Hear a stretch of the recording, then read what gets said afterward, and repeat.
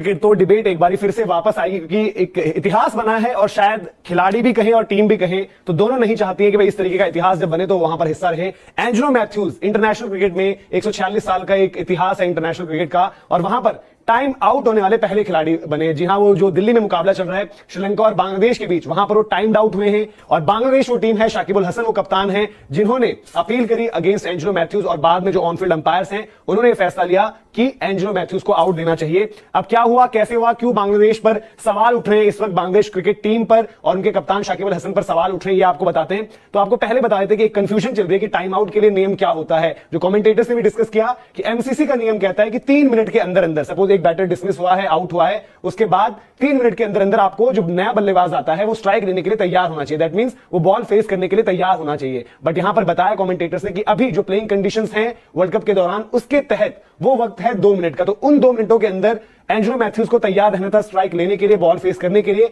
पर ऐसा हुआ नहीं। कुछ तस्वीरें आपको दिखा देते हैं कि क्या कुछ हुआ था।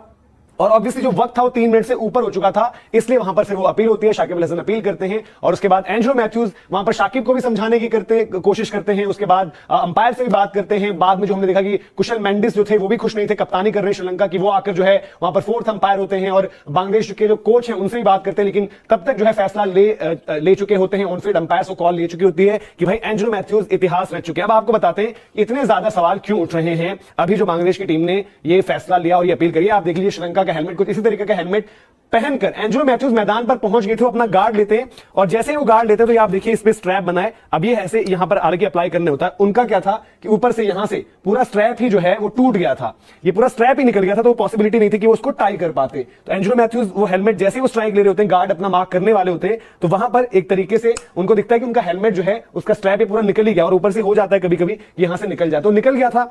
उसके बाद क्या करते हैं वो अपने जो सब्स्टिट्यूट फील्डर्स होते हैं उनसे कहते भी हैं कि भाई उनको बुलाते हैं वो कि भाई आए दूसरा हेलमेट लेकर आते हैं। तो जिस दौरान वो हेलमेट चेंज हो रहे होते हैं और वहां पर एंजेलो मैथ्यूज पिक कर रहे होते हैं, हेलमेट पहनकर तैयार होने लगते हैं, उतनी देर में ही बांग्लादेश की टीम आपको टीम हडल में दिखता है कि एक तरीके से सेलिब्रेट कर रहे हैं, बातचीत कर रहे हैं आपस में और ऑनफील्ड अंपायर्स भी डिस्कशन में होते हैं। और उसके बाद ये पूरा प्रोसीजर होता है कि एंजेलो मैथ्यूज नाराजगी जता रहे होते हैं, उनके बड़े एनिमेटेड दिखते हैं। ये देखिए तस्वीर में भी आपको दिख रहा होगा उनका किस तरीके से हेलमेट का पूरा एक स्ट्रैप पूरा निकल ही गया था।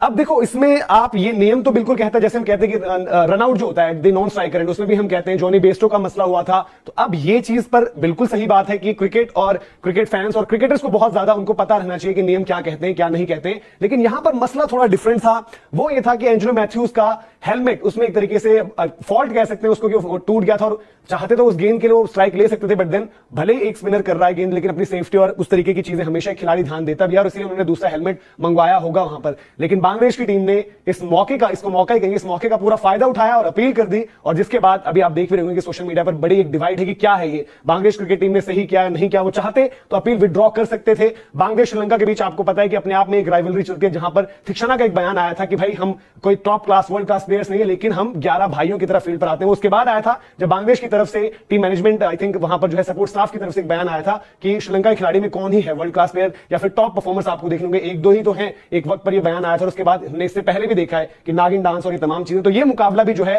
स्पाइस अप हो चुका है और नियम भी हमने आपको बताया कि क्या रहता है। प्लेइंग कंडीशन कहती है कि 2 मिनट के अंदर अंदर मैथ्यूज को रेडी रहना था स्ट्राइक लेने के लिए, लेकिन उनका हेलमेट जब वो टूट गया था स्ट्रैप वहां से, उसका उन्होंने हेलमेट दोबारा मंगाया तो तक समय निकल चुका था, 3 मिनट तक लगभग पार हो चुके थे। और आपने फिर देखा कि किस तरीके से क्रिकेट इतिहास में हम गली मोहल्ले के जो क्रिकेट खेलते थे तो आपस में मजाक करते थे कि भाई टाइम पर चले जा वरना हम आउट कर देंगे और तू आउट हो जाएगा, आपस में जब दोस्तों के साथ करते। लेकिन यहां पर एंजेलो मैथ्यूज के साथ और बड़े नाखुश दिखे। तो